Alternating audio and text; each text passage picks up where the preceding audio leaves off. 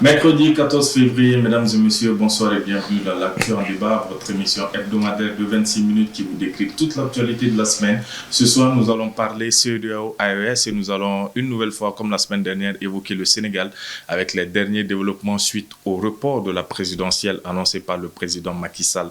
Avec moi sur ce plateau pour évoquer ces deux grands thèmes, deux directeurs de publication. D'abord, Alexis Kalambri de Mali Tribune. Bonsoir, monsieur Kalambri. Bonsoir. Merci d'avoir accepté notre invitation. C'est un plaisir. Et Mokhtar Sow du journal Malikile. Bonsoir, monsieur Sow. Bonsoir. Merci également d'avoir accepté notre invitation. C'est moi qui vous remercie pour l'invitation. Alors, le 28 janvier dernier, beaucoup ont été surpris, d'autres un petit peu moins, de l'annonce par les trois pays membres de l'Alliance des États du Sahel, Mali, Niger, Burkina Faso, de leur décision de se retirer de la CEDEAO. Depuis, il y a eu beaucoup de spéculations, beaucoup de discussions. Il y a eu un sommet des ministres des Affaires étrangères et de la Défense de la CEDEAO. À l'issue de ce sommet, ou même avant, on a entendu des déclarations de membres de la CEDEAO qui appellent ces pays-là à privilégier le dialogue et la réconciliation, en clair, à reconsidérer leur position. Est-ce que vous pensez qu'il y a encore un espoir pour qu'ils puissent justement reconsidérer leur position? Peut-être difficilement, ou du moins, peut-être si la CEDEAO accepte des conditions qui n'ont pas été clairement dites ou définies jusque-là. Parce que en suivant le communiqué qui donne les raisons, il y a beaucoup de non-dits dedans, mais on sent qu'il y a beaucoup de ressentiment contre la CEDEAO pour l'embargo, pour non-assistance, pour tout ce qui a été dit. Pour menace d'intervention militaire au Niger. Voilà, menace d'intervention au Niger. Donc, maintenant, quelle était, pour ce qui concerne le Mali en tout cas, quelle était la prochaine étape? C'était les élections à tenir à une date convenue avec la CEDEAO et lié à cela, la main levée sur nos avoirs extérieurs. Maintenant, concrètement, jusqu'où on peut aller pour revenir? Est-ce que la CEDEAO va nous laisser, disons, maître de notre agenda électoral? Est-ce que la CEDEAO va nous laisser accéder à nos avoirs extérieurs? Quelles concessions la CEDEAO est-elle prête à faire pour qu'on reste? Et qu'est-ce que nous, on est prêt à accepter dans ces conditions-là? Donc, je pense que ça va être difficile. La CEDEAO joue sa crédibilité en acceptant des choses qui peuvent être contraires à ses règles, à ses principes et aux textes convenus, surtout qui ont été appliqués à d'autres en des moments donnés. Donc, pour moi, ça va être difficile parce que si la CEDEAO le fait, elle se discrédite et elle disparaît. Dans tous les cas, on est dans une situation où il n'y a aucune bonne solution. Aucune bonne solution, comme je l'ai dit au tout début, la CEDEAO qui appelle à privilégier le dialogue, les pays de l'Alliance des États du Sahel qui sont plutôt dans la dynamique de presser le pas pour essayer de sortir de la CEDEAO. Du moins, on l'a vu dans le communiqué, où il y en a qui disent ne même pas être tenus par le délai d'1 an qui se trouve dans les statuts de la CEDEAO. Est-ce que vous pensez qu'il y a une entente possible entre les deux entités finalement? Bon, si la situation reste comme ça risque difficile. Je vais dire, mais la CEDEAO a eu une réflexion, sinon une idée qui peut peut-être créer un problème à l'Alliance des États du Sahel. C'est quoi? C'est que déjà la CEDEAO dit que, ah non, attention, nous on discute avec chacun des pays, pas avec l'AES en tant que tel, quoi. Si tel pays veut sortir de la CEDEAO, les échanges vont être entre les deux parties, pas avec les trucs ensemble. Donc, ce qui fait que c'est possible de négocier avec un des pays et puis amputer l'AES, c'est très possible. C'est des choses qui peuvent arriver parce qu'on a vu qu'il y avait un projet d'alliance avec la Guinée, ça a échoué. À un moment, c'était avec les Burkina seuls. Bon, tout ça, c'est une négociation. Mais dire à l'état actuel des choses que c'est possible que l'AES revienne, ça va être extrêmement difficile. sauf si ce que le grand frère a dit, si certaines conditions, et là encore ça retombe ce que j'ai dit, c'est que la CEDEAO est capable de céder à beaucoup de choses pour pouvoir récupérer au moins un pays. Et dès qu'un des pays est récupéré, ce sera comme les G5 Sahel, quoi. Tout à fait. Voilà. Alors, il y a aussi une autre problématique qui est là, c'est qu'au sein même de la CEDEAO, on ne semble pas avoir une position très, très alignée. On dirait qu'il y a des pays qui sont sur une ligne qu'on peut considérer comme dure. Il y a d'autres pays, on l'a vu, notamment la conférence de presse qui a été donnée par le président du Bénin, qui a posé des questions rhétoriques assez pertinentes. Et on a aussi le Togo derrière qui est toujours dans la diplomatie souple avec ces pays-là. Est-ce que ça aussi, ça ne pose pas un véritable problème au sein de la CEDEAO pour avoir une voix commune par rapport à cette situation? Vous savez, la richesse de la CEDEAO, c'est vraiment la diversité et la pluralité des opinions qui y sont. Justement, la CEDEAO n'a jamais été un regroupement uni, homogène, regardant dans la même direction. Je me rappelle les efforts du président Alpha Oumar Konaré pour arriver au passeport unique, pour arriver à d'autres accords, mais les États étaient opposés. Et c'était à un moment donné où il n'y avait presque pas, en dehors du problème de la Mano River entre le Libéria et la Guinée, il n'y avait pas toutes ces tensions dans la région, mais déjà il y avait beaucoup de réticences des uns pour ne pas s'allier avec un tel, pour ne pas, disons, ouvrir son commerce à tel autre qui lui semble plus avantageux. Donc la CEDEAO n'est pas un mouvement uni et homogène et personne n'a pu se départir de ses intérêts au profit de l'ensemble. C'est des négociations, c'est toujours le plus petit dénominateur commun qu'on cherche. Maintenant, au-delà de cela, vous avez des gens qui ont leur agenda. Le Togo, par exemple, est resté près de 12 ans sous embargo. On a l'impression que le président rumine ses ressentiments. Je pense que la CEDEAO a été très affaiblie de l'intérieur par des États, des chefs d'État qui y sont et qui ne partagent pas le point de vue peut-être de la majorité sur les sanctions contre les pays, le Mali, le Niger et le Burkina, ce qui a permis peut-être à nos pays de tenir jusque-là, mais également de voir la CEDEAO hésiter, ne pas se déterminer, ne pas pouvoir prendre et finalement se laisser très souvent discréditer.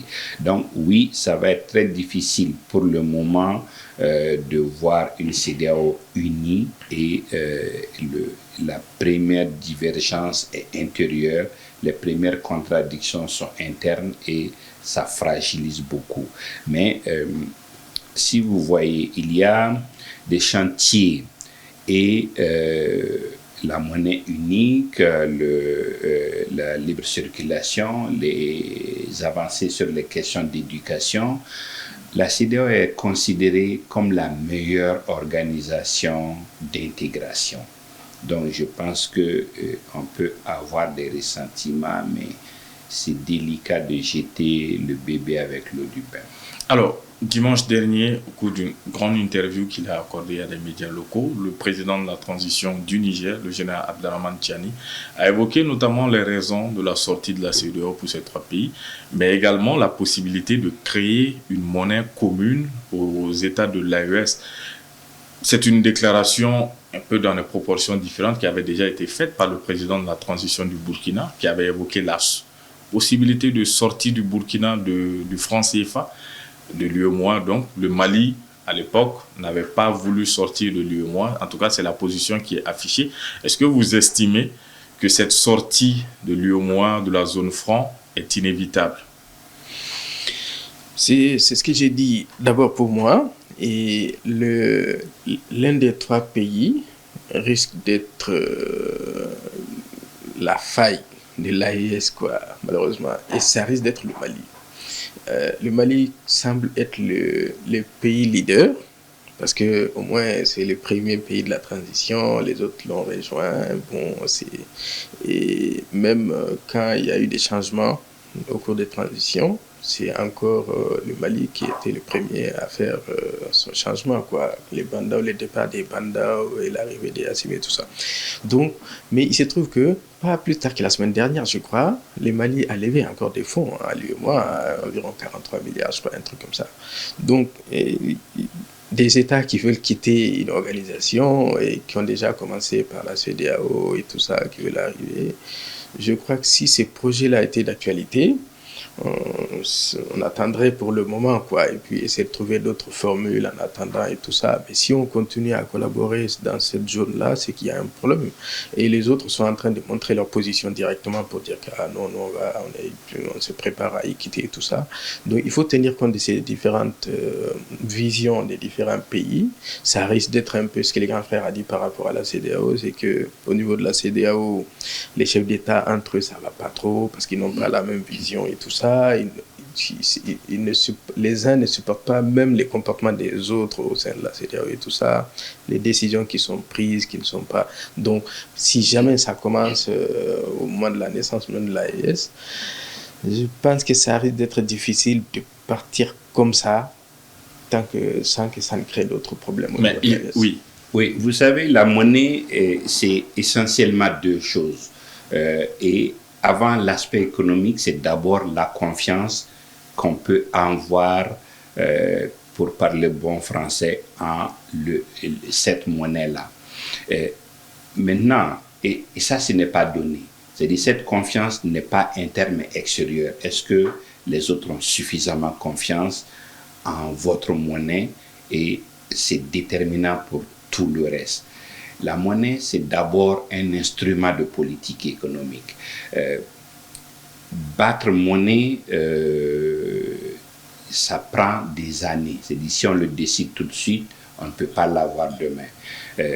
Ensuite, vous savez, on peut reprocher beaucoup de choses au franc CFA, qui sont vraies par ailleurs. Mais ce qui est vrai, c'est qu'on a une relative stabilité sociale, monétaire et tout dans notre zone grâce au franc CFA. Regardez le NERA et son comportement par rapport au marché. Regardez le CEDI, regardez le franc guinéen, regardez toutes les monnaies locales. Et le Ghana qui récemment a été en grande récession d'ailleurs. Le Nigeria l'a commencé également. Donc je pense que oui, ça fait réfléchir. Comme disait So, on a ce problème. Est-ce que les premières divergences vont venir de là? Le Mali qui dit on reste dans le mois, d'autres qui disent on va battre notre monnaie, quelqu'un d'autre qui dit on va sortir du franc CFA. Est-ce que c'est vrai que ces jours-ci, il y a une rencontre des ministres de la communication de l'AES?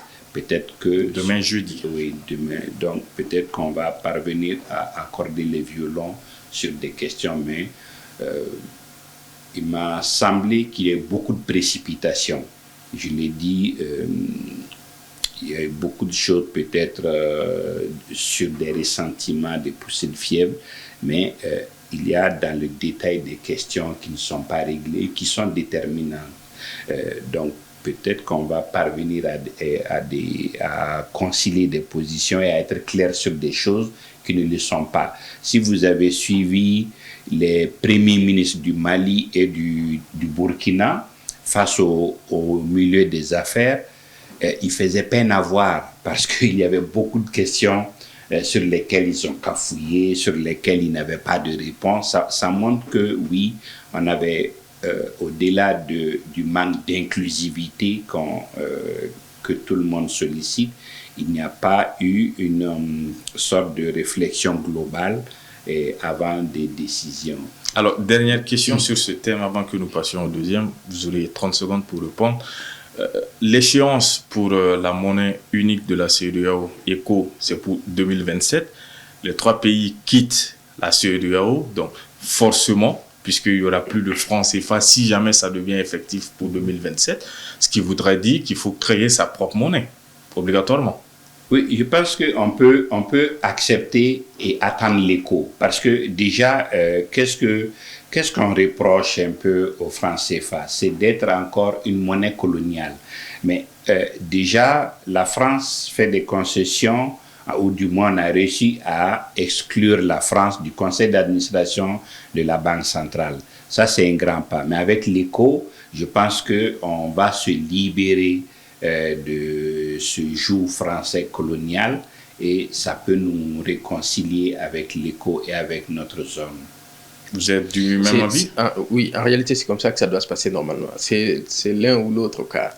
Et c'est très possible que justement l'avènement de l'écho, et ça va être extrêmement difficile, que les transitions résistent jusqu'en 2027. Donc, ce qui fait qu'il faut des mesures avant ça. Et ces mesures-là, est-ce que ces mesures-là vont d'abord être respectées par les régimes qui vont suivre? Ou est-ce que... donc, je ne pense pas que la situation de l'écho soit d'actualité dans les situations actuelles, quoi. Bon, je ne suis pas Dieu, mais je suis sûr que ça va être extrêmement difficile que l'une des trois transitions résiste jusqu'en 2017.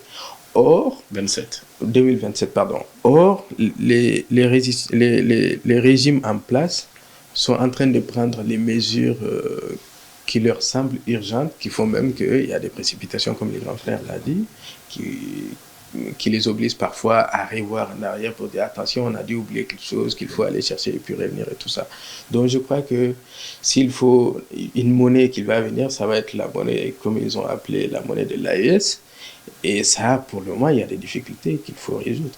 Ok, nous allons toujours parler de CEDEAO, mais cette fois-ci, CEDEAO, rapport avec le Sénégal, avec le report de la présidentielle qui a été décidé par le président Macky Sall. C'était censé se tenir le 25 février. Finalement, ça a été reporté jusqu'au 15 décembre.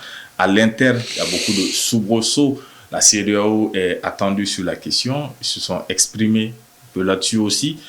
Ils se posent des questions pour voir s'ils doivent condamner ou pas. Il y a le président du Bénin aussi qui s'est exprimé là-dessus. Il y a eu une certaine réponse de la part du Sénégal qui dit privilégier les faits internes d'abord à une position de la CEDEAO. Donc, est-ce que ça ne met pas d'autant plus la CEDEAO dans une situation délicate, d'autant avec tout ce que nous venions d'évoquer avec le retrait des trois pays de l'AES?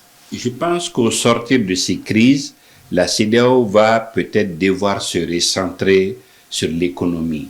Mais qu'est-ce qui a amené justement à l'ouverture? C'est qu'on a vu que les questions économiques ne peuvent pas aller sans les questions politiques parce que une stabilité régionale est la condition pour le développement économique. C'est pour ça que la CEDEAO s'est ouverte à ces questions politiques, mais elle n'a jamais pu régler un problème qui est de la souveraineté nationale. Vous avez vu quand le problème a commencé en Guinée sous Alpha Condé, la CEDEAO est venue, ils ont opposé à la CEDEAO leur souveraineté et c'est ce qu'on voit au Sénégal. Et c'est vrai, jusqu'où la CEDEAO peut outrepasser les questions de souveraineté. Elle n'a pas de pouvoir pour outrepasser les souverainetés et vous verrez, si ça tourne dans un sens, elle sera encore accusée d'inertie. Donc, sa position est inconfortable. Peut-être qu'avec le temps, disons, en faisant le bilan de tout ça, peut-être qu'elle sera obligée de se recentrer sur ses premiers charismes qui sont plutôt le développement économique. Et dans ce cas, il y a forcément des accusations peut-être considérées comme légitimes par certains, de deux poids, deux mesures, dans le sens où beaucoup estiment qu'ils sont prompts à condamner et à sanctionner les coups d'État militaires, mais pas les coups d'État constitutionnels, comme certains disent qu'il est en train de se produire au Sénégal. Mais ils ont toujours condamné. Ils produisent des textes pour se préoccuper, pour rappeler l'obligation de respecter les textes et de l'État et de la CEDEAO. Ils l'ont fait pour la Guinée, ils l'ont fait pour Ils ne sanctionnent pas. Il ne peut pas sanctionner parce que les textes ne prévoient rien dans ce sens-là. C'est pour ça que je dis elle sera obligée de relire ces textes et de se désintéresser de la politique politicienne qu'on connaît et qui se joue dans les États parce que elle ne peut pas se retrouver dedans. Alors, à l'interne, cette fois-ci, est-ce que, M. Sow, vous estimez qu'il y a une possibilité pour que les différents acteurs politiques s'entendent sur ce report des élections? Parce qu'on a vu depuis l'annonce, la tension ne faiblit pas. Il y a une manifestation qui était prévue hier, qui a été reportée finalement.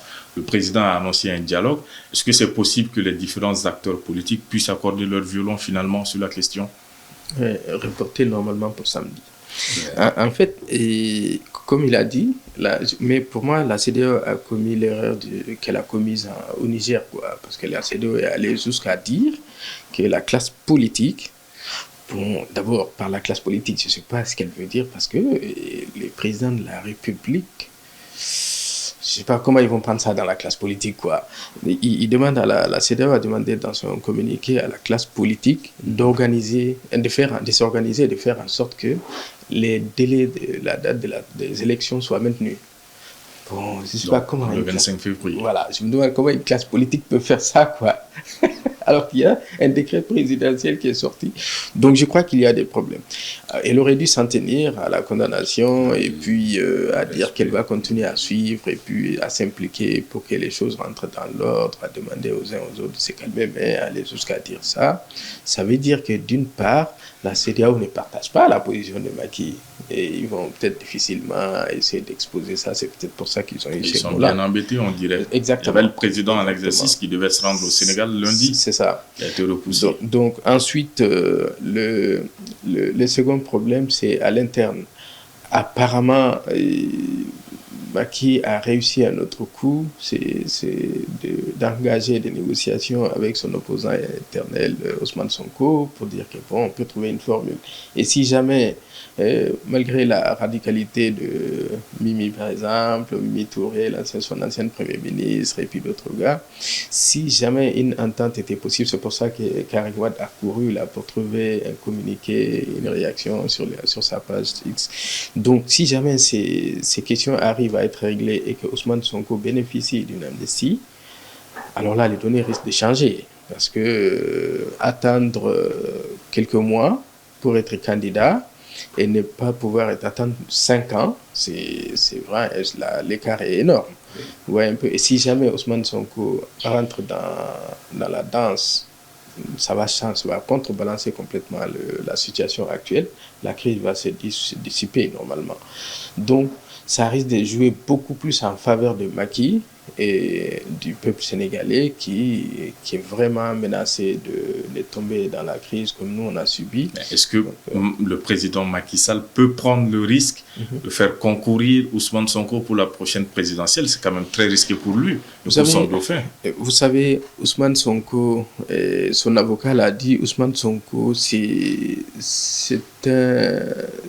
un justiciable qui a beaucoup de dossiers contre lui.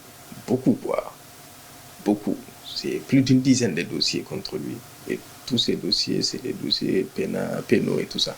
Donc, si jamais on donne une amnistie à Ousmane Sonko pour ces fameux dossiers pour lesquels il est condamné, il y a d'autres dossiers que Macky peut faire éveiller.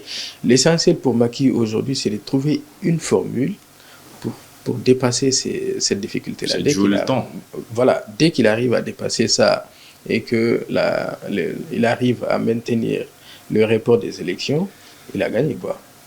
Vous pensez aussi? Oui. Non, je pense qu'il est même en train de gagner déjà, parce que si vous avez vu le premier communiqué des présidents Wade et Diouf, à la limite, ils actaient le report. Ensuite, le PDS est d'accord parce que ça va permettre à Karim de se mettre à jour pour être candidat. Si en plus il parvient à avoir le camp de Sonko, ça veut dire qu'il va déconnecter l'opposition d'un grand pan de ses animateurs. Bon, mais de l'autre côté, vous demandez, il y a le fait qui est presque constant dans notre zone, c'est que c'est rare que les gars préparent leur successeur. À la limite, bon, celui qui l'a mis, c'est presque un faire-valoir. Est-ce que sincèrement, il veut qu'il lui succède? Je pense que s'il a un accord avec quelqu'un d'autre, ce sera sans état d'âme. Vous partagez cet avis? C'est clair. Et d'ailleurs, moi, je crois bien que les coûts qui a été monté jusqu'au report, c'est beaucoup plus contre le candidat de Macky que contre qui que ce soit. Quand vous regardez les choses, c'est le PDS qui a demandé une enquête contre les membres de la Cour suprême, du Conseil constitutionnel. Et il se trouve que les juges qui sont concernés, on reproche à ces juges-là d'être corrompus par Amadouba, qui est le candidat de Macky Sall, et qu'on demande par la suite un report des élections. Macky qui demande moins que ce qui a été donné. Donc ça veut dire que en réalité, Macky, il a perdu son candidat. Enfin, il a largué son candidat en plein vol. Donc maintenant, qui il va choisir ensuite, ça, on va le chercher avec les loupes, on ne trouvera pas maintenant. Très bien. On va continuer à suivre ce dossier passionnant qui passionne beaucoup tous ceux qui suivent l'actualité sénégalaise et au-delà. Merci à vous, très cher monsieur, pour tous vos éclairages. Merci à Alexis Calambri, directeur de publication de Mali Tribune. Merci à monsieur Mokhtar Sow, directeur de publication de Mali Kile. Merci à vous, très chers téléspectateurs, de nous avoir suivis. Ce fut un plaisir. À la semaine prochaine, Inch'Allah. Bonne soirée.